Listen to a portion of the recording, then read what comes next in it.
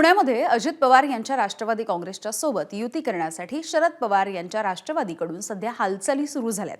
आज शरद पवार यांच्या राष्ट्रवादीचे नेते अंकुश काकडे, विशाल तांबे आणि आमदार बापू पठारे यांनी उपमुख्यमंत्री अजित पवार यांची भेट घेतली।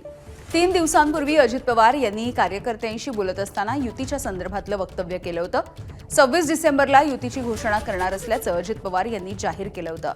यानंतर आज शरद पवार यांच्या राष्ट्रवादीच्या नेत्यांनी अजित पवार यांची भेट घेतली आणि चर्चा केली। अद्याप कुठलाही निर्णय नाही, चर्चा बाकी आहे, अशी प्रतिक्रिया अंकुश काकडे यांनी या भेटीच्या नंतर दिली आहे।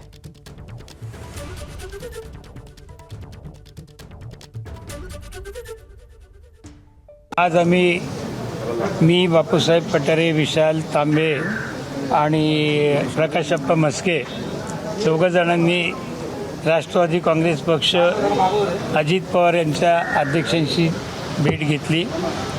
त्यांना आमची भूमिका काय ती सांगितली आणि त्याच्यामध्ये काय म्हणजे शहराचा सर्वांगीण विचार झाला, चर्चा झाली समोर, पण आम्ही अजून काही निर्णयापर्यंत कुठल्या आलेलो नाही।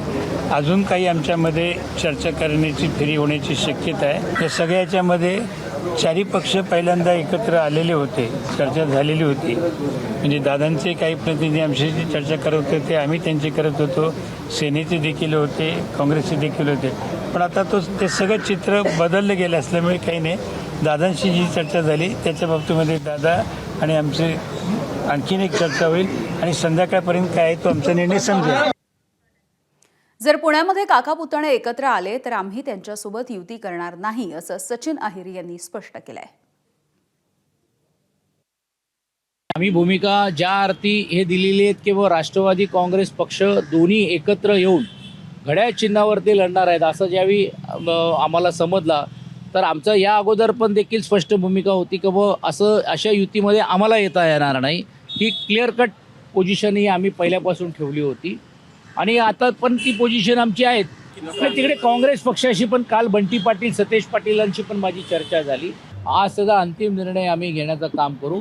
मात्र महाविकास आघाडी म्हणूनच लढायचं अशी मानसिकता पुणे शहरामध्ये आणि पिंपरी चिंचवड शहरामध्ये आहे। एबीपी माझा, उघडा डोळे बघा नीट।